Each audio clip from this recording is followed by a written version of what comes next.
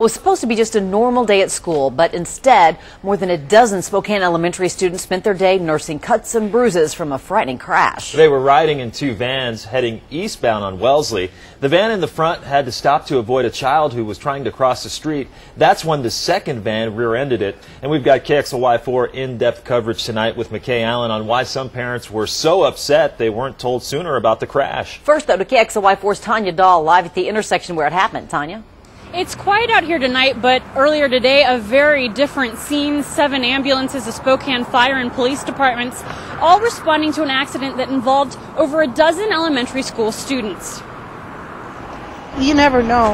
Like I say, you never know. You're driving down the street, you're walking down the street, you never know. It's a call that any parent dreads. I was on my way to school. I go to SEC and I get a phone call from one of the leaders that they had just got in a car accident. Patty Hernandez's daughter was riding on one of these Northeast Youth Center vans on her way to school when witnesses say one of the two vans suddenly stopped. The second van rear-ended it. The driver in the van, she said that there was a little boy that rushed down the street on a bike and that she had to stop. So the way she stopped, and then the next van behind her, didn't have enough time because it happened within 2 seconds. The vans were dropping off 19 students at Regal and Logan elementary schools.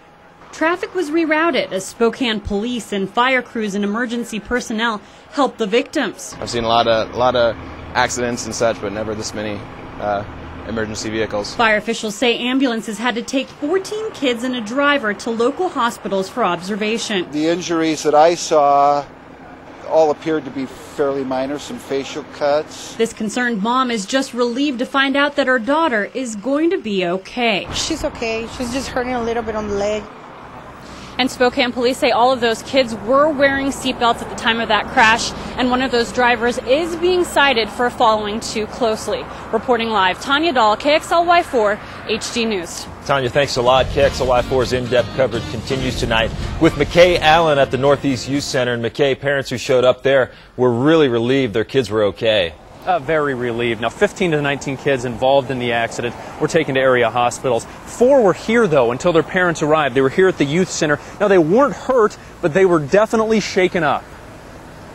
When I got the phone call, I was on a job site, and I pretty much just dropped everything.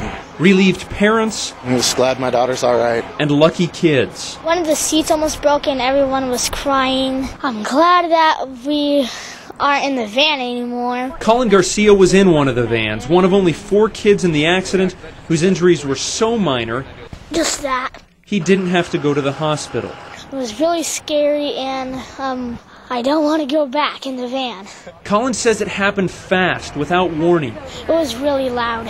Kids screaming and crying. They asked us if we're okay, and they asked us a few questions. And now he's back with his dad. They're going home for the day. She said she was a little scared at the accident scene. Josh Rutz's daughter was also in the van and is also okay. You assume the worst in that situation. He heard about the accident at work. I may have exceeded the speed limit a little on my way down. And got here as quickly as he could. She didn't seem to have a whole lot the matter with her, just a neck mark, and I just wanted to come down and make sure she was all right. Good news after an accident that could have been far worse. I'm relieved, extremely relieved.